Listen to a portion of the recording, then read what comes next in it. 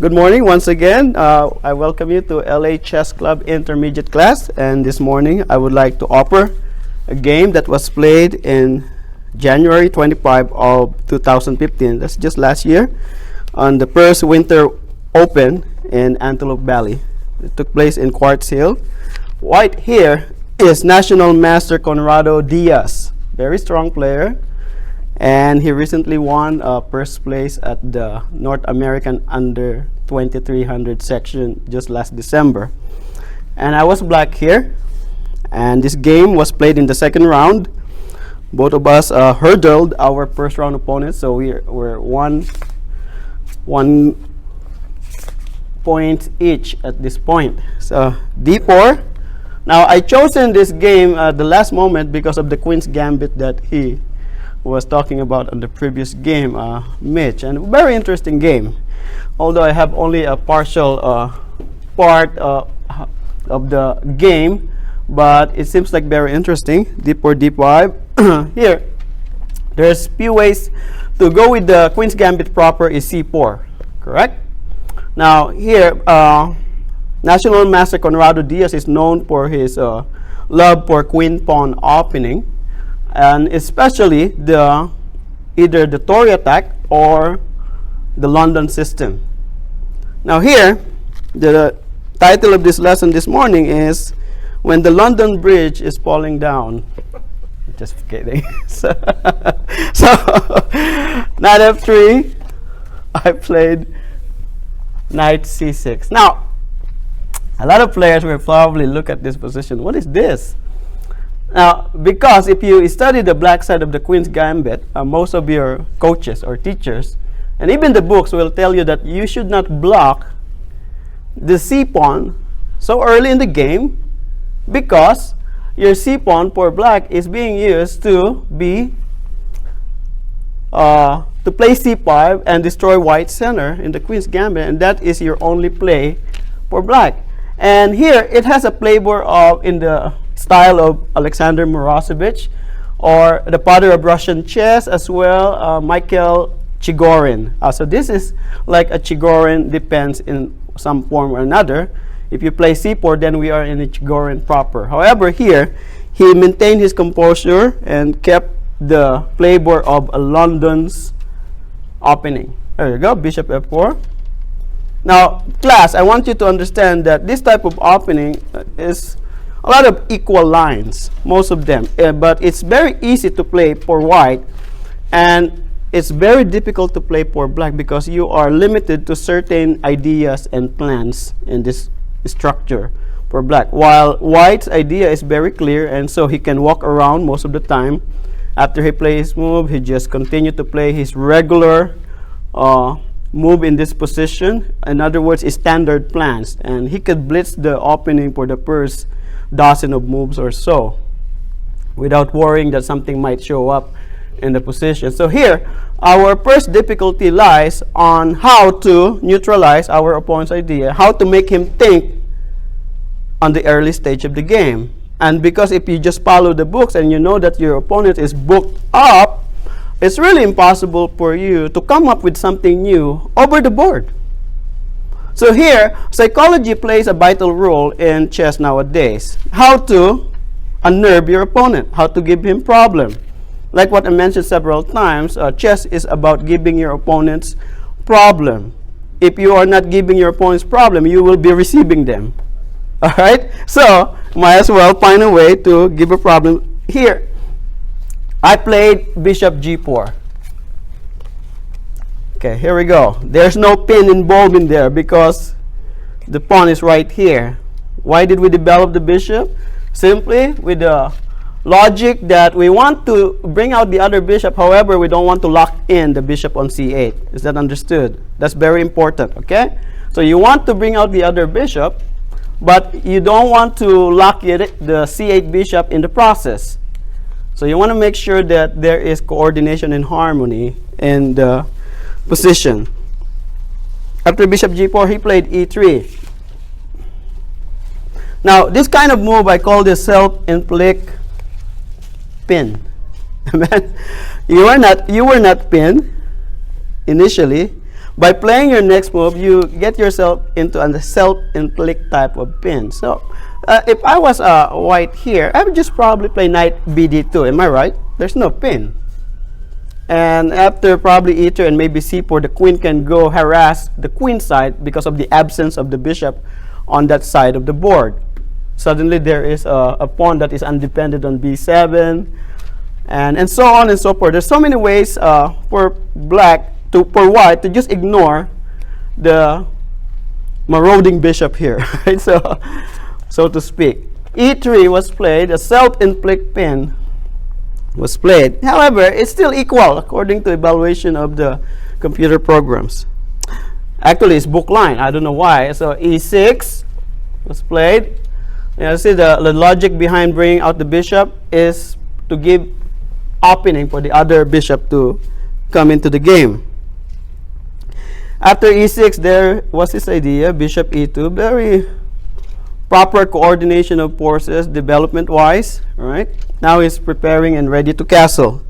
Now, class, before black play his next move, let us consider evaluating the position before us.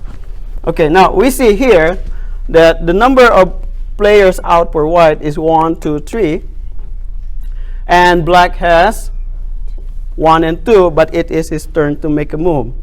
So here, in order for you to understand how to keep up with the draw on hand on your side, is you start, it's like a point count chess. You count the number of your opponent's men out.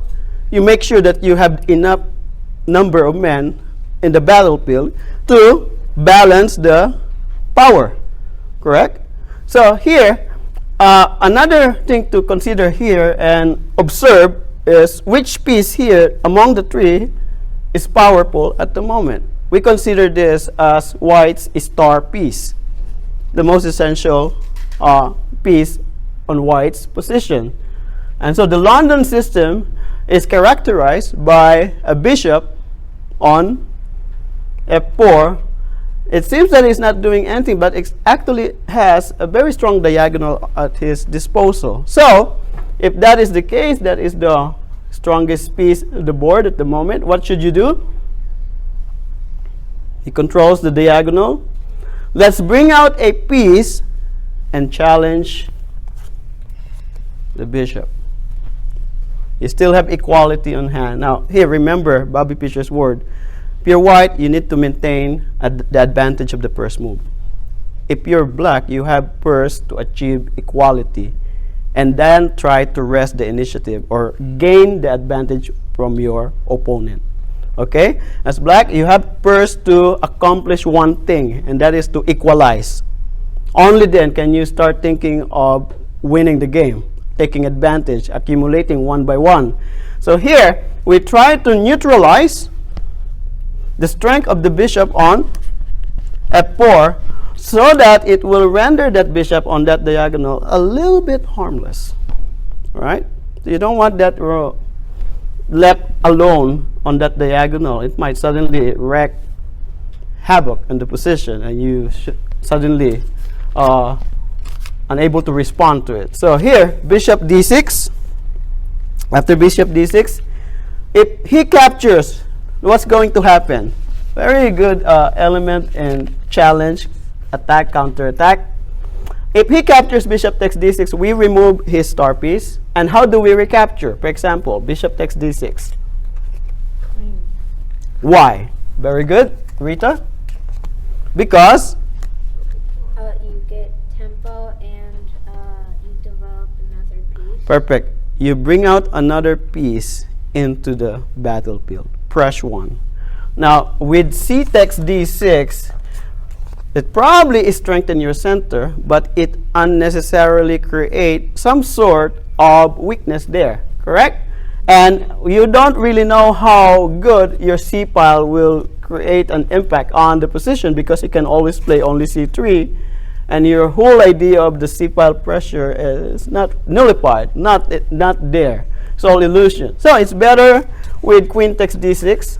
Remember, unnecessary weakening of your position is sometimes you have to cross out those kind of idea. Here, you introduce another piece in the open, in the battle. You introduce another idea of check here, there's a threat. Now the treaty, you snatch a pawn. You become a pawn snatcher in this case. Okay?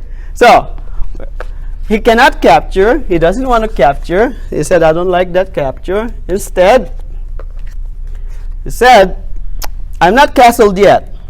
My king is not committed on the king's side. And therefore, he spent a tempo withdrawing the bishop to g3, so that if black capture this time, next move, guess what? He will recapture with which one? F2. Not the f2, H. the h pawn, because It opens up his room. it opens up the h file. I see the battle of chess ideas raging on the board during the opening stage. Everybody is spilling each other. Everybody is trying to test the water. So it's a very dangerous time in the opening when you're playing against masters against master.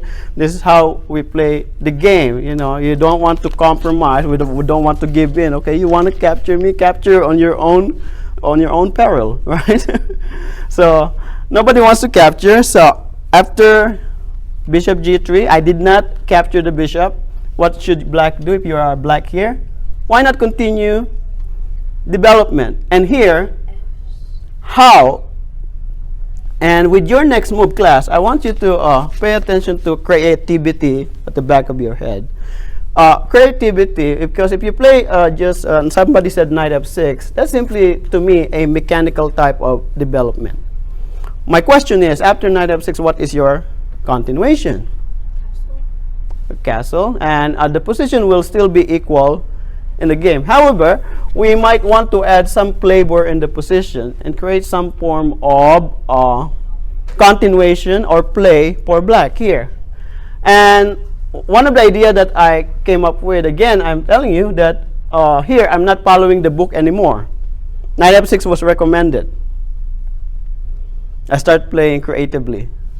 So I develop in a creative manner.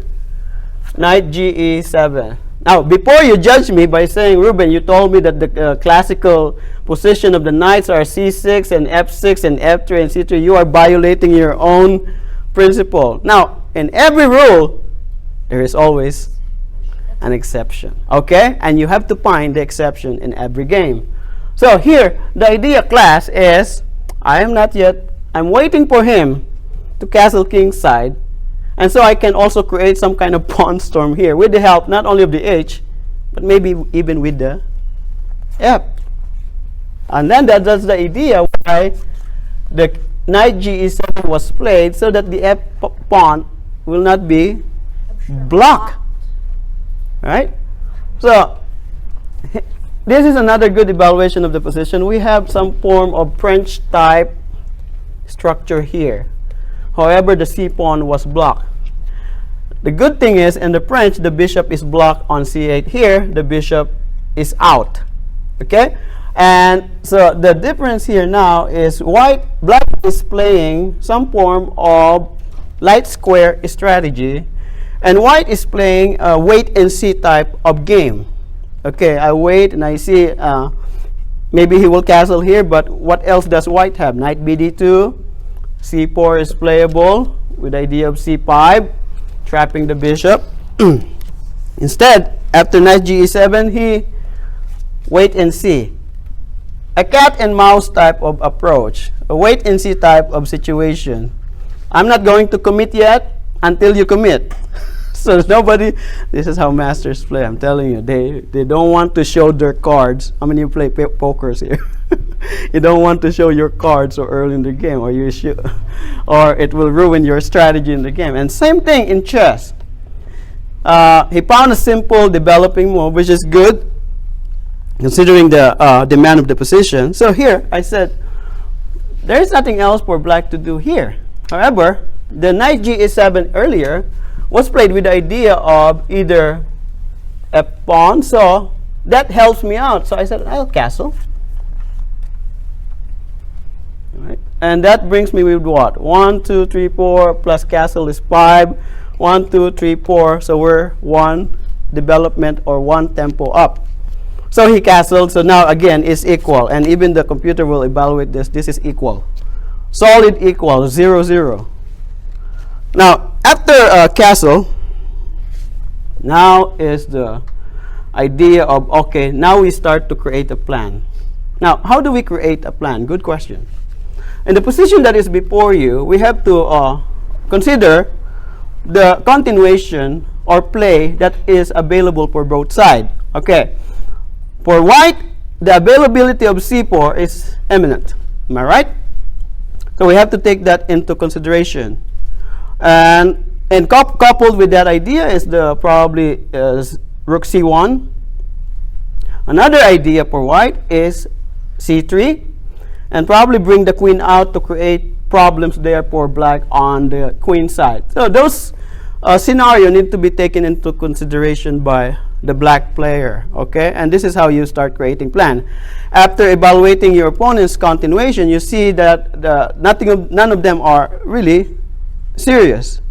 So now, after evaluating that the seriousness of the situation for your opponent, you start going back to your own dreams and aspirations in the position.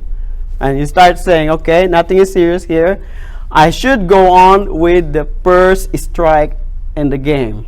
You notice here, there's no exchanges yet. So I played F5. Now, what is the idea of F5, Ruben?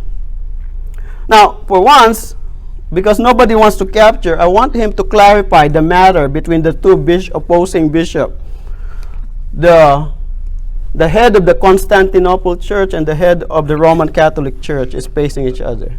Okay, so what we have here, the move F5 was played with the idea of playing F4 and block this bishop for good, opening the F file. Another one is real security of the E4 square, right? So we are playing again light square strategy for black. So after F5, he played C3. So these are one of the scenario, remember, that we consider on the previous turn. Before we play F5, we look first at our opponent's possibility in the position so that there will be no surprises. This is how masters think. And this is how every chess player should think. You have to anticipate your opponent's continuation. Okay? So in case he played this, you already have something ready on hand or in your mind. Okay? So there will be no surprises. Remember, a player that is surprised is half beaten. Right? They're already gone. So the question? No, can't white do knight e5 and then Yes. knight would take back so it could get rid of that black layer? Very good. If he play knight e5 here, now remember, there is no danger for the capture here because the knight was complemented by the other knight. There is an immediate threat on the bishop, and so the exchanges.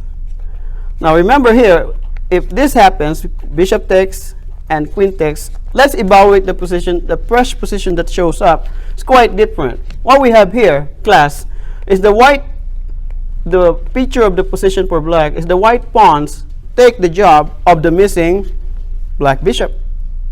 And you were left with a bishop that's taking control of the dark square. This is very important strategy. When one of your bishops disappear off the board, make sure your pawn takes the job of your missing bishop. Take that from Ruben, okay? You should learn that from me. That is good chess strategy. Somebody has to take somebody else's job, or else there will be real weakness on the light square. So he doesn't want to exchange his bishop because it's not favorable for him. Why? White will not do that because look at his pawn structure.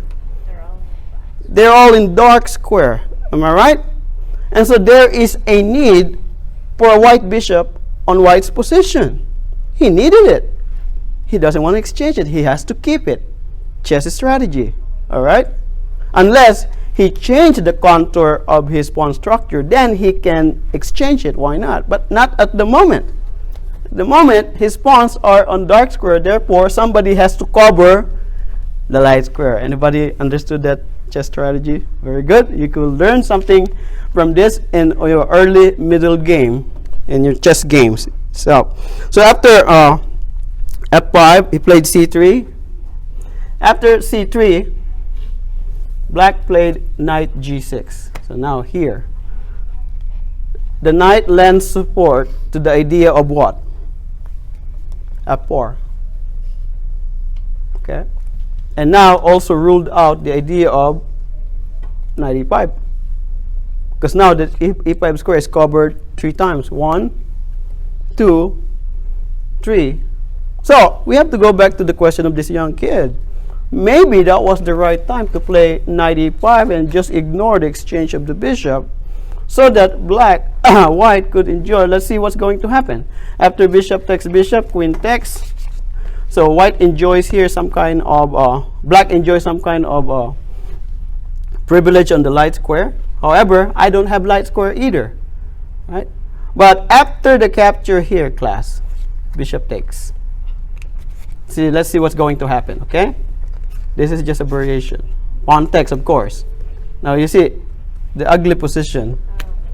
And then after knight g6, the only way to defend that pawn is further creation of pawn on dark square, and that renders what? The dark square bishop of white really become bad among its own men. Its pawn hemmed in its own bishop. Good strategy? Yeah. Apply it in your games, class. You will win a lot of points. Okay, very good. And that's why white is reluctant really to play knight e5. So good. Everybody following? Well, let's go back here in the position. So I played knight g6. After knight g6, he played rook e1. And you see, everybody is still, and how many moves we have right now? We're already on the 10th move and there's no exchanges, and everybody's still testing the waters here. I'm running out of useful moves. Can you think? I'm running out of useful moves here. White still have a lot of useful moves at his disposal. He can still play a4, that's 1. He can still play rook c1, that's 2. He can still play queen b3, and that's 3. So he has more useful moves than black. Black has how many useful moves? Let's see. Queen e7, that's 1. What did it achieve? Not much, really. King h8, h6. And so I come up with one useful move. Since one of his ideas is to play queen b3, I might as well overprotect, defend this immediately, even before my opponent attacks it, so that queen b3 will render it useless, correct? Because it's protected. So a key idea or rule of thumb in locating a useful move in the position, what should you figure out or find out? First, you have to look on your half of the board and see which one of my pieces or pawns are undefended. There are 2 in black's camp, 1 and 2. This is not, there's no way for white to attack it for the moment. However, this could be attacked. And so that gives you a clue to your next move. Okay? So rook b8. And after rook b8, played a4, one of his useful moves. So class here, if you play white in this type of position, if you are an adherent of the London system, all of these moves so far, 11, 12 of them are all standard, right? Standard in white's position. They have to be played and let your opponent figure it out. That's just their mindset, white players of the London system. So you see how hard it is really for white to come up with something new. White players know really well their system. I know a lot of players that play this. Grandmaster Eugene Torre played this line very well for white. International Master Ricardo de Guzman played this. Grandmaster Arthur Yusupov plays this of Russia very well. And these players are very difficult to beat when they have the white pieces. It's just equal, equal, equal. In other words, they try to grind down their opponent's defenses and provoking them to create weakness on their own. So a4, what is the idea of a4? Anyone? It contains an idea. Expansion program. Remember, this is the frontier. You go beyond the frontier, you gain some type of advantage. We call it space advantage. And so black should stop white on its track.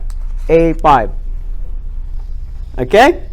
So was white trying to push B3 and then B5, A5? He's trying to play A5 immediately without preparation, and that gains space.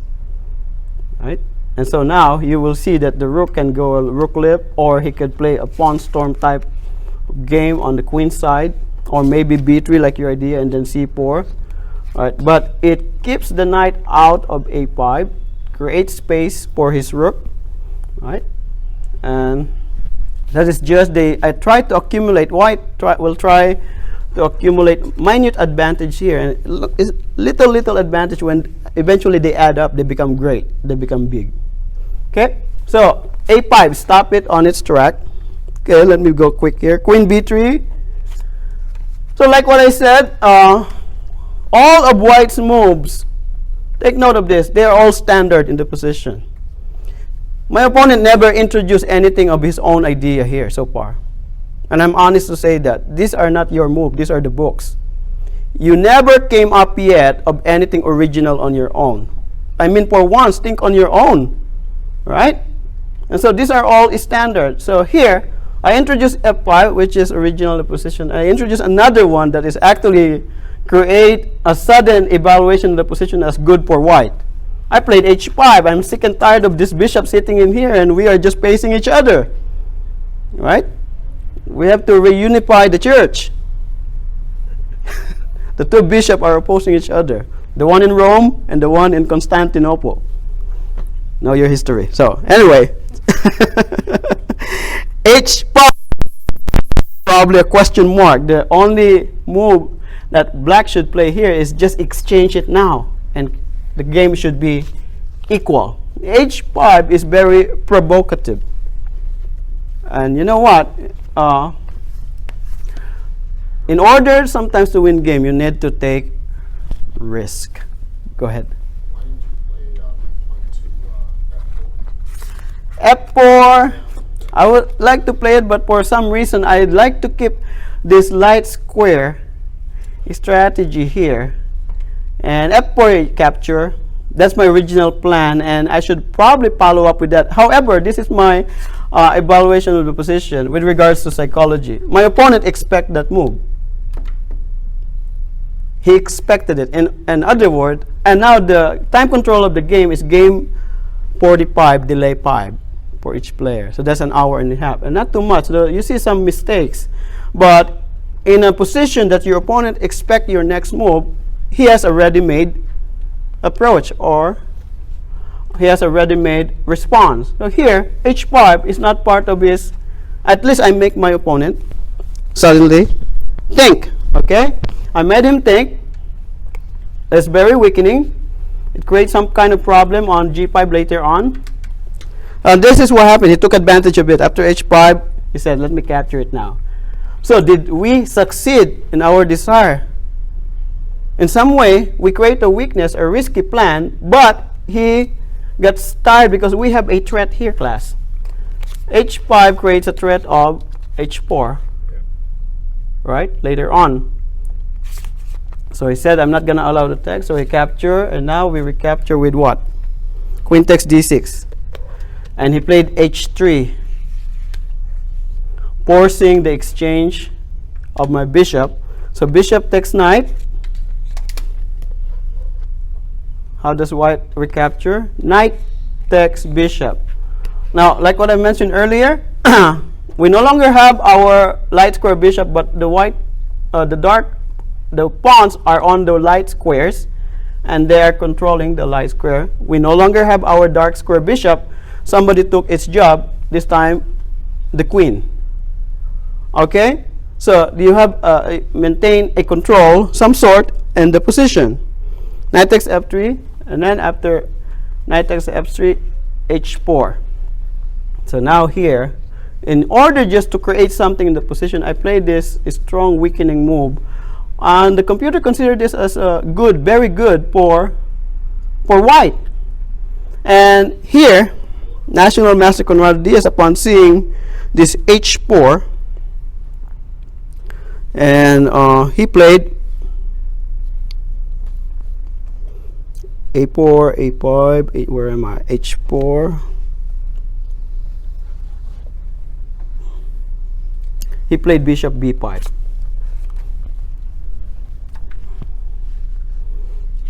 The idea is a very tricky idea. He's not going to capture the knight, class. He made it appear that he's threatening your knight.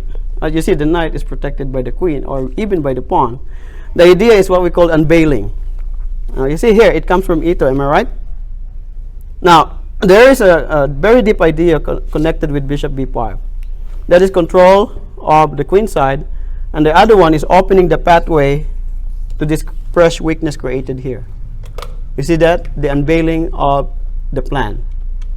The arrival of the queen here is very strong. The jump of the knight in g5, the arrival of the queen on h5 creates what we call a mating pattern. Very deep concept. All right? It's not easily seen among regular players, but you should immediately see in a move, you don't look at the location present one, but the path that it opens, and that it opens this diagonal. So I already anticipate my opponent will bring his queen here and create some form of attack on the fresh weakness here on black's location. So let's see how he managed to do it. He's very comfortable here, and I agree that he's winning. So after bishop h5, knight c to e7. So I saw that coming. I said I will lend support, bring my two minor pieces, the two knights on this side to protect His Majesty the King. Queen d1. And so all the previous move was knight c e7. The next move also lends support to this side of the board. This time escape route for the king, because this is inevitable. The arrival of the knight and the queen here spells disaster. Now if you're black here, you're probably already perspiring. I was. It's very difficult. So to come up with something, a defensive plan early in the game is what's needed and required in the position. So I played a move that creates escape route, king f8.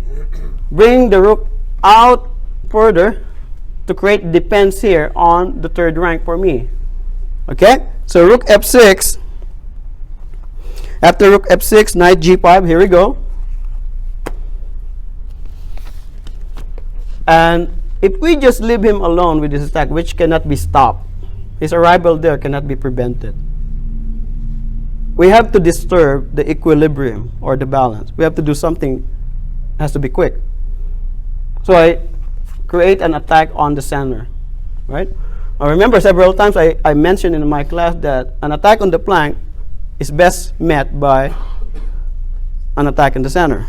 So e5, queen h5, there it is. That's a very scary position, am I right? It's dangerous. And of course white is winning here. But it's not yet over until it's over. You have to fight, right? You don't gain anything from resigning. Keep fighting. So I played e4. Now here, the security of the center makes an impression that f4 will come in very strong because the center on d5 and e4 is secured under black's control. That makes the arrival of f4 much more stronger class. So here, queen h5. Now you will see all of white's attack will turn out to be illusions. And I already invited him in, lured him in. Come, do your thing. Enjoy it while it's there. But I'm telling you, it's properly defended. There's nothing in there for you. So this is what happened. Queen h7 check. You allow it. All right? The threat is only strong if there is no defense. Right? But after king f8, and now he has to bring his other pieces. Bishop e2.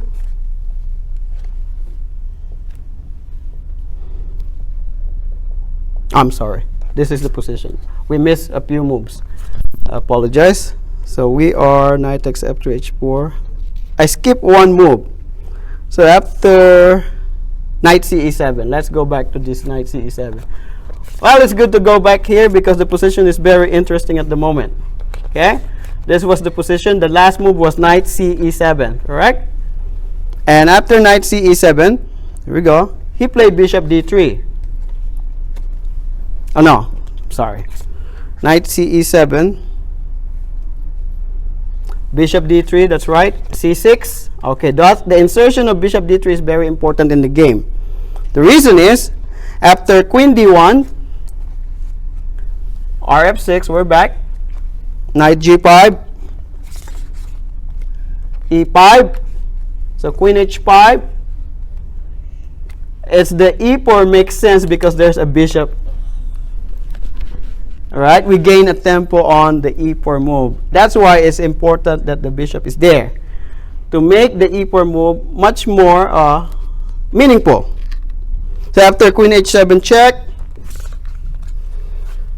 king f8, now bishop c2. Now here class, let's look at the position real quick. Now this is the position on the board. Now you see the attack materialize, it happened. However, what is the continuation of white? There's none because there's so many defenders. Black's men are there on the board. So I played knight g8 here. Okay? After knight g8, he has to go back to create a threat. This time he played queen h5. What is the threat? Anyone? Knight h7. The fork. Knight h7 check. Correct? So what should you do if you are black here? King e7. Now, why on the dark square? Because if in a light square, it blocks the rook. Another one, there's a bishop is in light square, and there's a sudden opening in the position. The king might find itself under check. And here also, if it's king e8, you will see that there is a pin on the knight. We don't need that, correct? Yeah. So he stepped out of the mine, king e7. Ruben, Yes. if he had moved that bishop to e2 instead, wouldn't have he had more of a strategy? Very good. Going up the side? Good question. However, you see here the moves knight g8, rook f6, they contain very dangerous idea, and that is to play knight h8, maybe later on, not yet, not immediate, or knight f8, or rook f8 first, and you will see that here that we understand that the queen is kind of buried in the position where there is no escape Couldn't he have taken out that knight on g6? because there's a rook here. Black knight? Well, it would have been an exchange, right? How do you capture the knight on g6? Well, if that queen was back up where he checked you, Earlier, and then he has the knight come up, this was the position after checking f8. so he comes up to Yes. h5. Yes. No, with the bishop. Oh, if this bishop was here, so however, No. If he, instead of going to c2, yeah, he goes to played e2, e2 right now. he could go up to h5 and get that knight Okay, out of it. good. So instead of bishop c2, let's consider bishop e2 for a moment. We will still continue with this idea. Knight g8. Now, you see here, you want to play bishop h5, correct? But then the queen can't. The queen is actually more vulnerable there on h7 than on h5. Now, the idea is probably capture here, correct? That's your idea. And let the rook go there. It's not going to. Okay, let's see. For example, if I play here, now my threat class is Rook h6. rook h6, and it will be bye-bye to the Queen of England. Correct? So that is, when you are so deep into the enemy territory, you always have to find a escape route in case everything goes south in your position. And it happens a lot, am I right? In your position, you are doing very well. Suddenly, what just happened? I lost the thread of the game, right? It happened a lot. So that is the case. So bishop c2 is actually making sure that he has a way out of the position that she find herself into. So this is the position, queen h5. The threat is knight here. So king e7. Let's go back here real quick. King e7. Now our f4. Okay, here you see whose king is unsafe. The king is in the center. However, the center is close. So you cannot really take advantage of the king in the center because the center is close. And this king, who seems secured, is actually under attack, under the barrage of pawns here. f4, the rook in there, the possible opening of the rook and creating double rook there on the f file is very dangerous for white, the position. There is another threat class. f3 later on is one of the idea and really close down the queen's return square.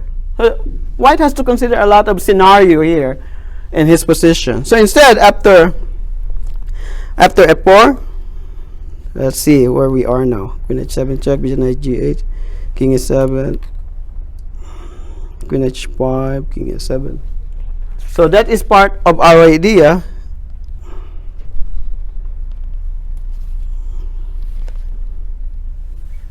Oh, was this rook here?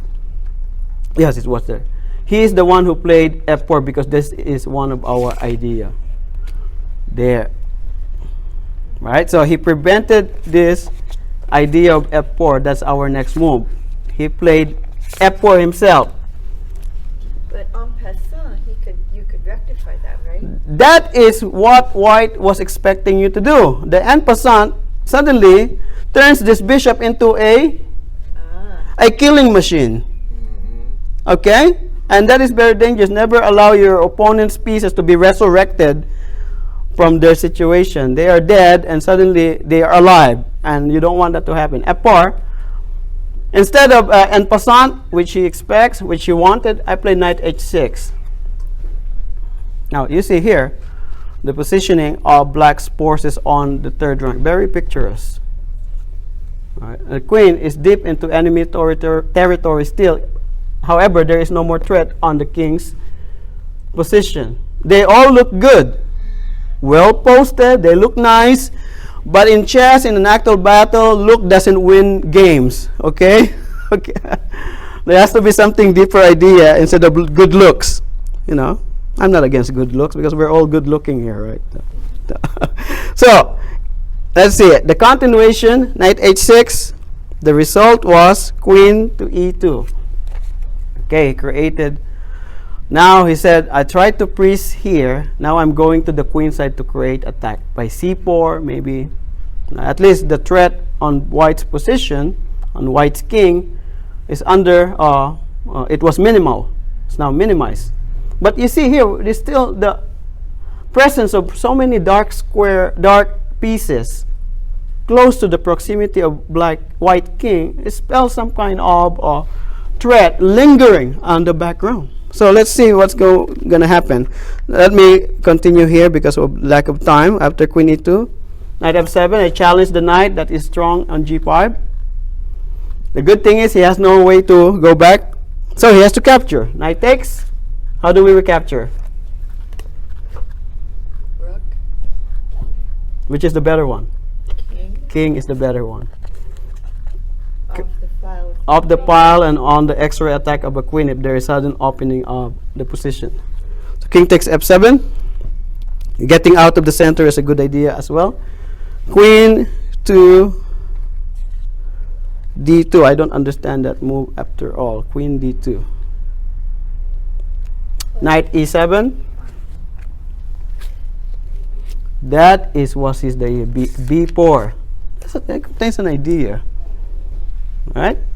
So the support of the queen on the b4 strike makes white's position look strong. A capture, C captures. And now class here, computer, that's why we captured with the king earlier, because the computer suggests rook g6. Another one is rook g8. And we have play on the king side. What I played instead is much more direct.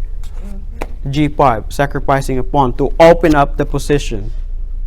Okay? So after G5, FG5, the rook is threatened. So rook G6 creates a counterattack on the pawn. We will regain it. Queen F2, so the queen hurried back to the aid of the king side. Because you see here, the lack of defense, the bishop, one minor push is left, is so far, and it requires time to be of support on the king side. You see, the positioning of white's forces is very important here, and time is of the essence. All right, while they are still out there on the other side, strike on the king side where the king is residing.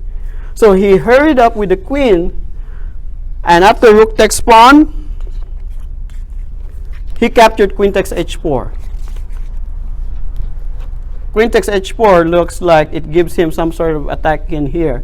Again, these are illusions. Because now we created. Yep.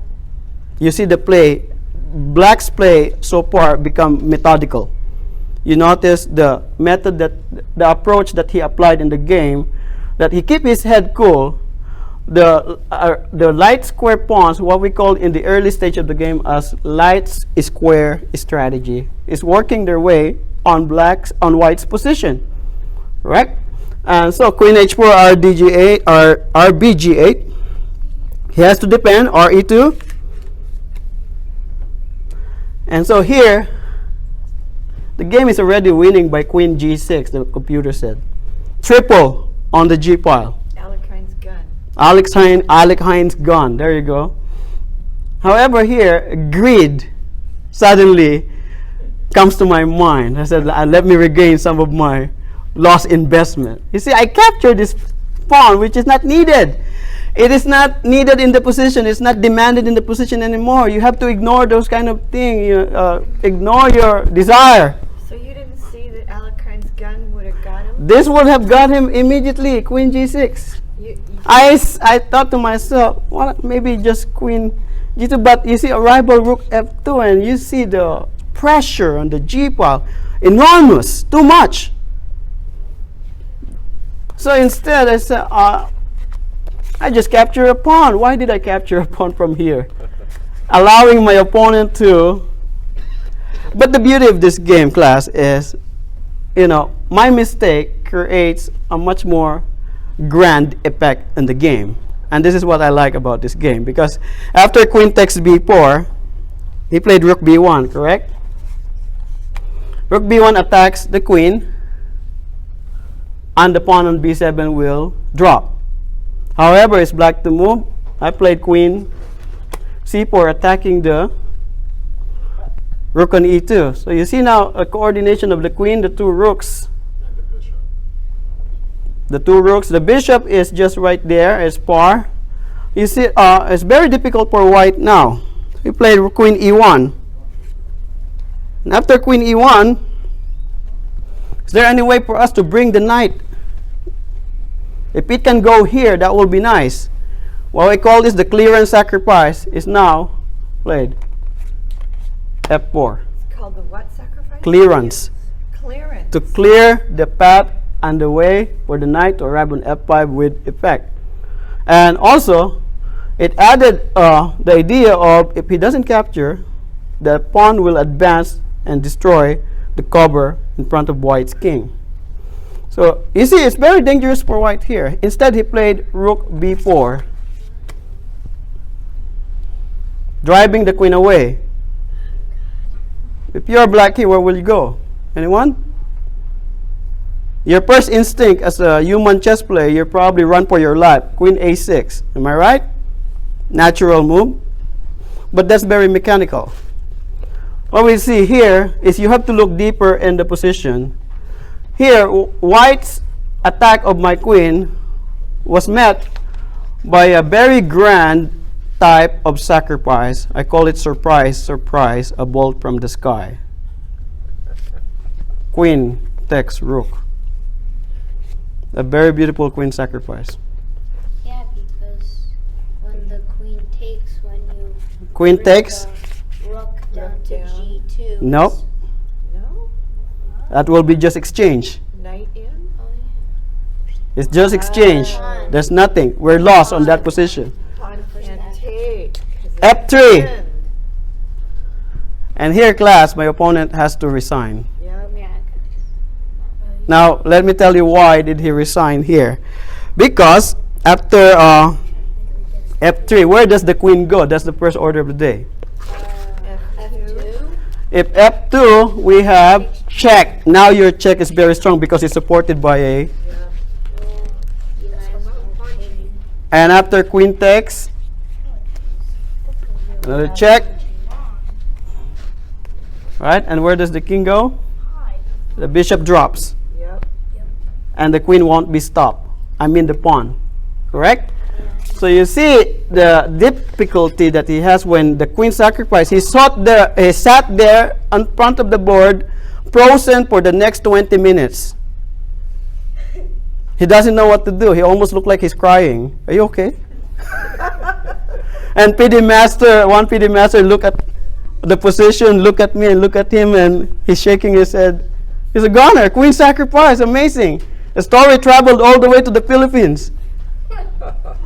This guy, Ruben, sacrificed his queen against PD Master Conrado Diaz and lived to tell the story. I hope you guys enjoyed the class this morning. Very good.